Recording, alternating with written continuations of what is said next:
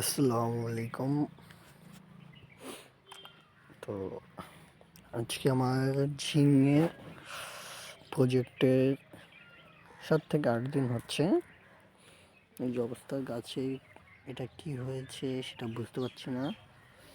তবে বীজ রোপণের 7 থেকে 8 দিনের পরে এরকম অবস্থা। এখনো সবগুলো বার হয়নি, তো কিছু কিছুগুলো হয়েছে। এগুলো হচ্ছে এরকম অবস্থা।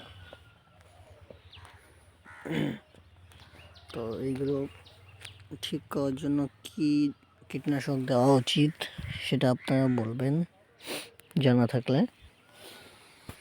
এই যে অবস্থা দেখেন কীরকম।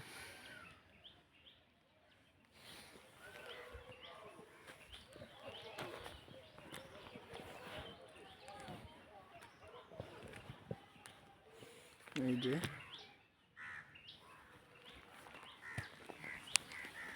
এখানে মাকড় লেগেছে।